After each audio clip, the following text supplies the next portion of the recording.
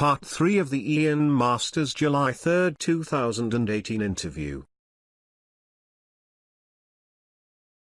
No one was watching. And it wasn't until they actually picked up the meddling from this troll factory in St. Petersburg and the rest of it, and tracking these Russians and picking up conversations with the National Security Agency, did they understand that we had been had.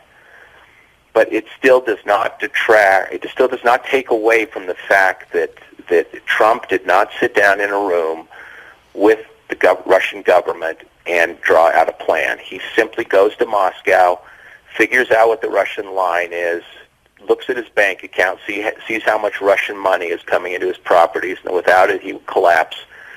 And it was a deal that was a confluence of interests, as I call it, and that's the way the deal was done. It's very difficult for Robert Mueller to take something like this on. Because simply, again, with the Espionage Act of 1917, it's very clear what you need for prosecution.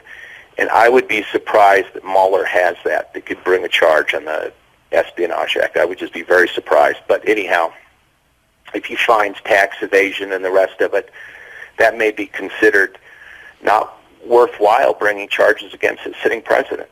You're going to have to ask an attorney about that. But judging from the Hill what's going on there, unfortunately on this 4th of July, he might get away with this. Well, but the fact that he has put so much effort into trying to discredit the FBI and the DOJ, he's never acted like an innocent person who was wrongly accused, and who the legitimacy of his election as president was in question from day one. And you'd think the first thing he'd want to do is clear the air and have it. Well, except, he's Ian, he's violated all sorts of laws. No question about that. It's one of these D's, show me the man, I'll show you the crime. That's what he's worried about. Mm-hmm. He's clearly not an innocent businessman that, plays by the rules, tax evasion on. And so when Mueller and the FBI says, well, he did this and did that, then they're just going to say, well, the FBI is the deep state. Right. Well, he's laying the groundwork for that. And that's what I wanted to also ask you, was that given that it's pretty clear, the writing's on the wall, that Trump has been directing his flunky Devin Nunes, the chair of the House Intelligence Committee, and these Tea Party congressmen like Mark Meadows and others to basically go after Rod Rosenstein, that they did the other day, and grilled the Deputy Attorney General in the most outrageous way. And they're obviously setting up Rosenstein by demanding work product from the Mueller investigation that's top secret, which Rosenstein has to refuse to hand over.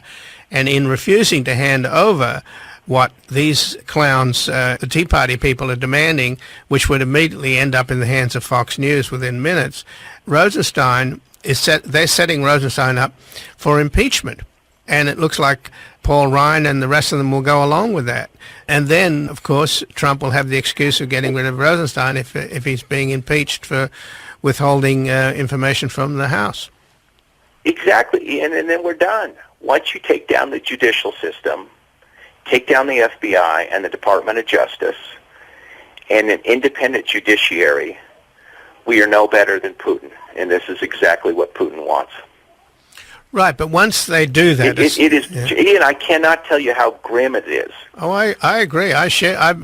I almost have sleepless nights worrying about this country and the direction it's heading in, and I'm astounded at how little attention is being paid to this crisis, this ridiculous argument over civility versus incivility, when what we should be talking about is the very future of American democracy, which is now at the crossroads because of Trump.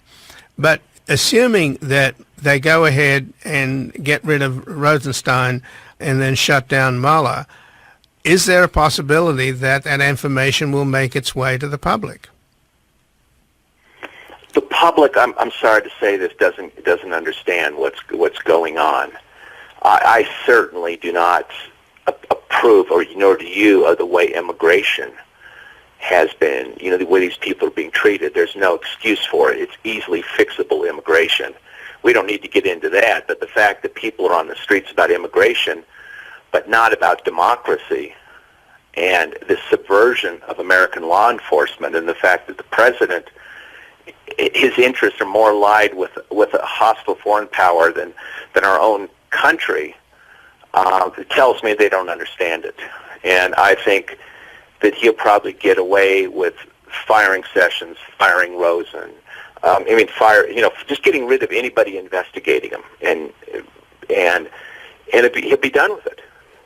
But he why set the stage that these people. But why are the Republicans going along with this? I mean, are there any patriots left in the Republican Party? Well, I think a lot of it has to do with, evangelical support who have their own agenda. You have big business that doesn't want to pay taxes, corporate taxes. You've got this sort of deep-seated reaction to the New Deal, to welfare and the rest of it, and then they're just flat-out racism. And by driving, putting white people in a panic about immigrants or, Black Lives Matter, which are just totally, of course, they're not threats in the least. He's got people spun up, and he's a demagogue, and he's going to continue to spin them up until he gets rid of this investigation. And then start watching the pieces fall. I mean, you even hear rumblings on the far right about rewriting the Constitution. Well, they've actually made, the Koch brothers, through their front groups, have made tremendous strides in that direction. It takes 2/3 of the states to ratify a constitutional convention, and that's 34 states. And they've already got 28 states signed up. So they are moving ahead. And, of course, once you ratify a constitutional convention, then the U.S. Constitution essentially becomes a blank sheet of paper, which the Koch brothers could then rewrite the U.S. Constitution according to their values, if that's the right word. So, no, there's an enormous amount of aggression, and, the Republican Party has lost any sense of principle in the pursuit of power. But you still wonder, though, how they can get away with being alleged patriots. And somehow, is it because the Democrats are useless? They can't point... the conversation you or I are having, surely, why isn't Pelosi and Schumer? They must know more than we know, but they won't say a damn thing. Well, they're intimidated, because anybody who stuck their head up and called things by their name, their names, they've been shot down, and they get no backing, and they lose elections, and they lose donors, and people say, well, look at the markets, they're doing just fine, so it should be okay. But the problem is once the U.S. economy hits the wall, and it will if he continues this trade war, it probably will anyhow, who are they going to blame? A demagogue is going to blame people of color, liberals, Pelosi, anybody like that. And, people are scared. It's like in 1933 in Germany. People got scared of saying anything. I mean, the similarities between the United States and Germany are just incredible. The only difference is Hitler was a German nationalist. Right. Hitler wasn't working for Stalin like Trump is working for Putin. Yeah, I mean, I keep on waking up every day and say this is, someone's going to stand up, or Trump is going to, come to his, his senses. But it just keeps on going on and on and on. And you see both the FBI and the CIA have orders to stand down on the Russian stuff.